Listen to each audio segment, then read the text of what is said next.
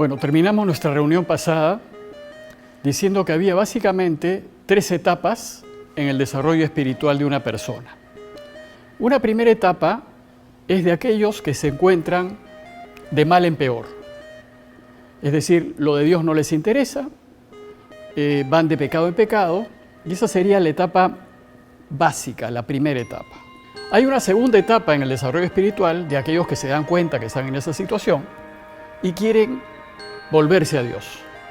Esa es una etapa de conversión y las personas van de mal en bien. Todo lo que nosotros hemos compartido en las reuniones anteriores se aplican a esta segunda etapa de desarrollo espiritual. Pero hay una tercera etapa de desarrollo espiritual y es la de aquellos que quieren trabajar por el Señor.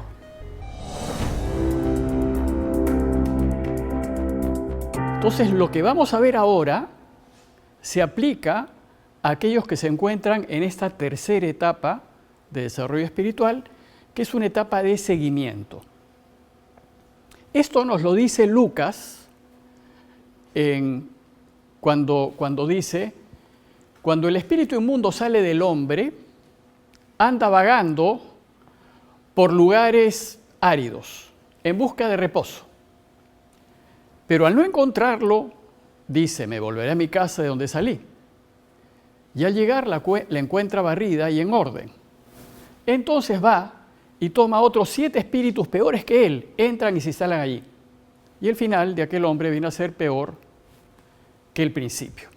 Entonces, con esta cita nos está describiendo la situación de aquellos que empiezan esta tercera etapa de desarrollo espiritual. La segunda etapa, que es la de la conversión, es donde uno deja su casa en orden, barrida y en orden, porque se han convertido de mal en bien. Pero cuando esto sucede y uno empieza a caminar de bien en mejor, la fuerza negativa, el mal espíritu, va a ser mucho más fuerte, mucho más insistente. Y por eso nos dice Lucas, lo dice Jesús en Lucas: este mal espíritu va y toma a otros 7 espíritus peores que él y entran, o sea, tratan de que nosotros nos equivoquemos a la hora de tomar decisiones. Esta etapa tercera, la etapa del seguimiento, el enemigo, el mal espíritu, va a hacer todo lo posible para que nosotros elijamos lo que nos aleje, lo que no nos acerque a Dios, lo que nos aleje de Él. Él ya sabe, porque lo hemos visto en las reuniones anteriores, que no nos podrá engañar y hacernos elegir a través de desolaciones, porque ya hemos aprendido que en desolaciones nunca debemos tomar decisiones. Las desolaciones eran su arma principal para engañarnos, para que no elijamos las cosas de Dios, y nos desolaba para que nos sintiésemos mal y no eligiésemos lo que Dios quería. Como ya sabe que no nos puede engañar porque estamos en esta tercera etapa, que vamos de bien en mejor, entonces, ¿qué va a hacer? Solo puede engañarnos a través de consolaciones. El problema es que hasta ahora nosotros habíamos aprendido que Dios nos guía por las consolaciones. Y cuando estamos consolados es porque Dios quiere que elijamos algo y eso es lo que tenemos que elegir. Pero ahora resulta que el enemigo puede intervenir en nuestras consolaciones, porque no lo puede hacer desolándonos. Entonces, ¿cómo podemos hacer ahora? Porque si nos puede engañar el enemigo a través de consolaciones, la cosa se complica. Nuestra primera pregunta es: ¿cómo puede el mal espíritu engañarnos a través de las consolaciones si parecía que siempre las consolaciones eran de Dios? Entonces lo va a hacer de 2 maneras. En primer lugar, el enemigo le va a restar importancia a las verdaderas consolaciones, para que nosotros al momento de tomar una decisión, digamos, como ya tiene menos peso la verdadera consolación, no elijamos eso. Y la segunda manera como él nos engaña en esta tercera etapa es creándonos falsas consolaciones, para que yo crea que son de Dios y elija lo que no es de Dios. Esta tercera etapa de crecimiento espiritual entonces es mucho más difícil porque tenemos que darnos cuenta qué es lo que está pasando. ¿Quién es el que me está creando la consolación? Yo tengo que descubrir entonces quién está detrás de mis consolaciones. Si la consolación es verdadera, voy a saber que quien está detrás es Dios. Pero si me creo una falsa consolación, entonces el que está detrás es el mal espíritu. Entonces lo que tenemos que hacer ahora es distinguir y discernir qué espíritu me está produciendo la consolación, para darme cuenta si es una verdadera consolación o es una falsa consolación. El discernimiento entonces se hace más delicado, más fino, tenemos que separar con más delicadeza lo que es de Dios de lo que no es de Dios. Para ayudarnos en esta tercera etapa de crecimiento, cuando nosotros queremos estar con Él, queremos cooperar, ayudarlo, colaborar, Ignacio nos ofrece una ayuda adicional, unas reglas que se conocen como reglas de segunda semana o reglas para discernir espíritus, para separar espíritus. Esto me va a ayudar entonces a darme cuenta quién me está produciendo esta consolación y voy a descubrir si la consolación es falsa o es verdadera. Cuando yo descubra eso voy a poder elegir, porque inmediatamente que detecte que esto lo produce el mal espíritu, ya no lo voy a elegir. Lo cierto es que el mal espíritu nunca va a querer que nosotros elijamos lo que Dios quiere. Nunca lo va a querer. Y siempre y por todos los medios va a buscar obstaculizarnos, enredarnos, confundirnos, para que nosotros elijamos la alternativa que Él nos propone. Como ya no puede hacernos elegir lo malo, porque estamos en la tercera etapa, porque ya hemos decidido dejar el pecado y procurar caminar por el bien, entonces nos va a sugerir elegir lo menos bueno, lo aparentemente bueno, lo que me distrae de Dios. Él va a querer que yo elija aquello que no me acerque tanto a Dios. Porque ya no me va a poder hacer elegir lo que me separa definitivamente de Dios, porque yo quiero vivir con Él, quiero seguirlo, quiero estar con Él. En consecuencia, cuando nosotros nos encontramos deseosos de colaborar con Él, deseosos de hacer el bien, deseosos de crecer, tenemos que estar muy atentos para no ser engañados por el mal espíritu. Y lo que tenemos que hacer es distinguir quién es el que me está consolando. Eso es lo que tengo que hacer. Pues recién, una vez que yo sepa qué espíritu está detrás, voy a poder tomar una decisión con mucho más certeza. En esta etapa de seguimiento, el enemigo va a procurar engañarnos para que decidamos mal. ¿Y cómo lo hará? Nos hará creer, porque así va a funcionar, si nos observamos, nos hará creer que las verdaderas consolaciones que estoy sintiendo y que me las produce Dios, no son de Dios. Eso es lo primero que va a hacer. Para que yo, como no me doy cuenta y pienso que ya no son de Dios, pues las deje de lado y no las siga. Y segundo, nos va a mover en falsas consolaciones, para que creamos que son de Dios. Y entonces, a la hora de elegir, elija lo que me separa de Él. Entonces, lo primero que hace Ignacio para ayudarnos a distinguir es afirmar que las verdaderas consolaciones solamente son de Dios. Dios solamente puede producir en nosotros verdadera paz, verdadera alegría, verdadera tranquilidad. Solamente Él puede hacernos sentir bien, llenos pues de Él. Dice Ignacio en sus reglas que es propio de Dios y de sus ángeles, cuando nos mueven, darnos verdadera alegría y gozo espiritual, quitando toda tristeza y toda turbación que el enemigo me produce. Entonces, solo Dios me puede dar verdadera consolación. Y esta siempre disipa la desolación. El caso de Jesús, ¿no? Cada vez que se encuentra con sus discípulos después de la resurrección, les va a decir, no teman. El temor, recuerden que es desolación. Entonces les disipa el temor y se llenan de profunda alegría. O sea, los consuela. Eso solamente lo hace Dios. Cuando la consolación es verdadera, cuando la consolación es de Dios, el mal espíritu no puede impedirla porque es de Dios. No puede ir en contra. Lo único que puede hacer es descalificarla. Eso sí puede hacer. Para que nosotros no gocemos de sus beneficios y no elijamos entonces su alternativa. Lo que busca el enemigo es que la verdadera alegría que estamos sintiendo desaparezca. O la pongamos en duda, o la cuestionemos, o se la atribuyamos a otras causas, pero no a Dios. Eso es lo que va a tratar de hacer. Por eso Ignacio en sus reglas dice que es propio del enemigo trabajar contra la verdadera consolación. Trabajar contra significa atentar contra ella, disminuirla, despintarla, quitarles méritos, atenuarla. Es decir, va a querer que nosotros no le hagamos caso. Eso es lo que va a hacer.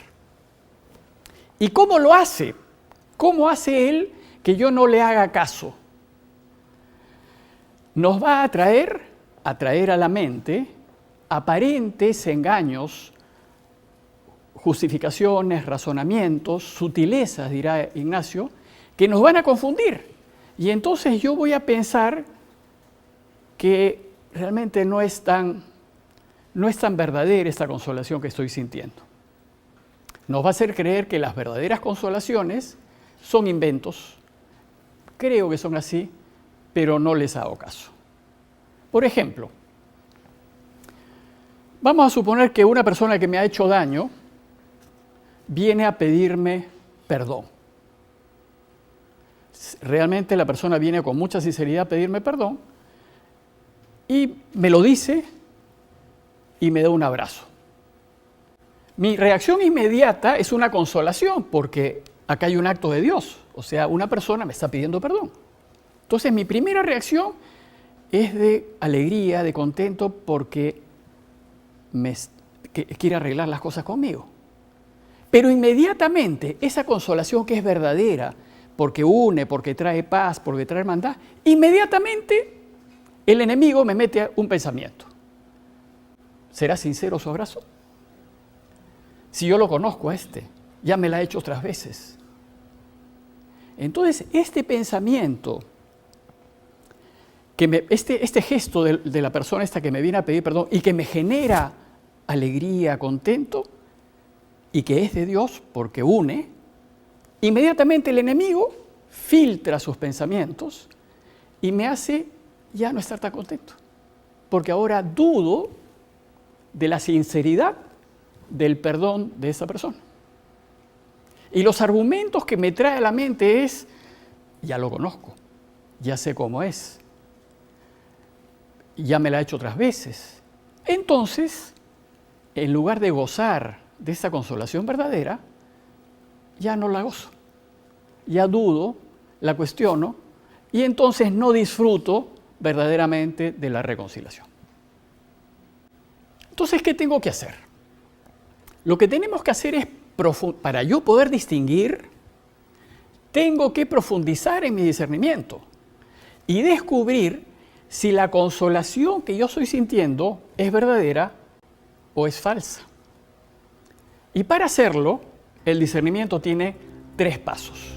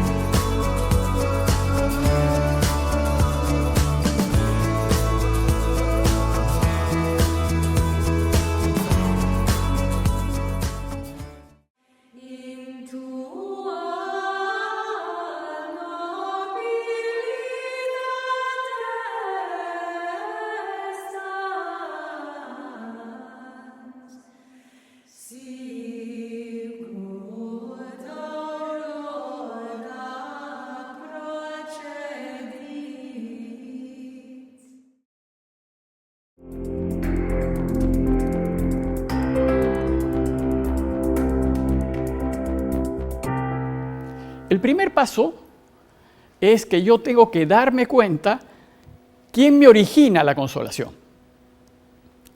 Yo tengo que examinar, dice Ignacio, el origen. Recuerden que todo esto solamente es posible si nosotros nos examinamos, si nos observamos a nosotros mismos, si le dedicamos un tiempo en el día o un par de momentos en el día en donde yo analizo y examino lo que está pasando en mí. Cuando yo me detengo para observarme, entonces yo puedo analizar. Y lo primero que dice Ignacio que tenemos que analizar es el origen de la consolación. ¿Quién me la causa? Si la consolación no tiene causa, dice Ignacio, si no tiene causa, es de Dios. Y es verdadera, y ahí termina mi análisis, porque si me doy cuenta que nada me la ha causado, es de Dios. Pero, dice Ignacio, pero hay que tener cuidado, ¿qué sucede después? Si tiene causa, entonces hay que seguir analizando, porque si tiene causa puede ser causada por el bueno o puede ser causada por el malo. Entonces necesito analizar mis pensamientos y mis sentimientos. Entonces el segundo paso es analizar los pensamientos y el tercer paso, analizar los sentimientos. Entonces 3 son los pasos del discernimiento. Primero, analizar el origen. Segundo, si tiene causa, analizar mis pensamientos. Y tercero, analizar mis sentimientos. Entonces veamos primero el origen. ¿Cómo yo me doy cuenta quién me origina la consolación? Ignacio nos dice que antes tenemos nosotros que darnos cuenta, que tenemos que caer en cuenta si tiene causa o no tiene causa. Y él explica y dice, sin causa quiere decir que no hay ningún sentimiento o pensamiento previo que haya tenido su causa en algún objeto por el cual se produce la mencionada consolación. Es decir, si viene sin razón alguna, sin nada que motive mi paz, mi alegría, mi tranquilidad, mi contento. Si no hay ninguna razón por la cual yo estoy profundamente lleno de Dios, profundamente contento y tranquilo y en paz, quiere decir que mi consolación es sin causa. ¿Y qué quiere decir con causa? Nos dice Ignacio que es todo lo contrario. Cuando hay algún pensamiento o sentimiento que ha sido generado o producido por algo, por algún objeto o alguna causa. Como por ejemplo, cuando yo leo un texto bíblico y me emociono. Cuando yo me emociono, quiere decir que estoy consolado con causa, porque la lectura es la que hace que yo me emocione. O por ejemplo, cuando contemplo un paisaje o una obra de arte y me emociono hasta las lágrimas a veces. Esa es una consolación con causa, porque es lo que yo estoy viendo lo que me hace consolar. Asimismo, cuando yo veo un gesto de bondad, un gesto de caridad que me emociona, esa es una causa de mi emoción. Y esa es una consolación con causa. Entonces, lo primero que hace Ignacio es distinguir. Hay consolaciones que vienen sin ninguna razón y que yo me emociono profundamente y que mi alma se llena de Dios. Y hay consolaciones que vienen por alguna razón, por alguna causa. Por lo que leo, por lo que veo, por lo que oigo y que me emociona. Cuando la consolación viene sin causa, cuando no hay nada que la produzca, entonces es una verdadera consolación. Solo Dios nuestro Señor, solamente Él puede darnos una consolación sin ninguna causa. Porque Él puede entrar y salir dentro de nosotros y nos puede llenar completamente de amor, de paz, de tranquilidad, de alegría intensa. Solo Dios puede hacer eso. Solo Él puede entrar y salir en mí, en mi corazón, sin ninguna razón. porque Él es el dueño. Y Él es capaz de llenarme profundamente de alegría, de paz, etc. Cuando descubrimos entonces que nosotros estamos consolados sin ninguna razón, porque de repente me siento pues totalmente lleno del amor de Dios, entonces estoy viviendo o estoy teniendo una verdadera consolación. Estoy siendo movido por Dios y entonces ahí yo puedo decidir, puedo tomar una decisión porque Dios me está guiando. Dios está detrás mío. Y lo puedo hacer sin temor a equivocarme. Un ejemplo de Mateo 16. Dice el texto: llegado Jesús a la región de Cesarea de Filipo, hizo esta pregunta a sus discípulos: ¿quién dice la gente que es el Hijo del Hombre? Ellos dijeron, unos que Juan el Bautista, otros que Elías, otros que Jeremías o uno de los profetas. Y entonces Jesús les dice: ¿y ustedes? ¿Quién dicen que soy yo? En este momento Pedro se pone de pie delante de todos y declara: tú eres el Hijo, el Cristo, el Hijo de Dios vivo. Y entonces Jesús, replicando, le dijo: eres bienaventurado, Pedro, porque esto no te lo ha revelado la carne ni la sangre, sino mi Padre que está en los cielos. O sea, ¿qué pasa acá? Aquí Pedro tiene una consolación sin causa. Pues ningún motivo ha habido para que realmente Pedro exprese un aumento de fe. Y ha confesado públicamente que Jesús es el Mesías. Si ustedes recuerdan, en las primeras reuniones dijimos que uno de los modos de reconocer si estamos en consolación es que tenemos más fe, tenemos más caridad, tenemos más esperanza. Y aquí Pedro tiene más fe, porque afirma que Jesús es el Cristo, el Hijo de Dios vivo. Entonces Pedro está consolado, eso es lo que nos está diciendo el texto. Pero es una consolación que no tiene ningún motivo. Y Jesús, que es un maestro en discernimiento, se da cuenta que Pedro está siendo consolado. Y le va a decir: eres feliz, Pedro, porque lo que ahora estás diciendo viene de Dios. No te ha revelado la carne, sino mi Padre que está en los cielos. Pedro, de hecho, es alabado públicamente por Jesús. Sin embargo, hay un peligro en estas consolaciones sin causa. Hemos dicho que son solamente de Dios, pero nos dice Ignacio, pero tienen que tener mucho cuidado con el tiempo que sigue inmediatamente después. ¿Por qué? ¿Qué sucede? Dios nos ha movido el corazón porque Él quiere, pero nuestro corazón ha quedado tocado por el Señor.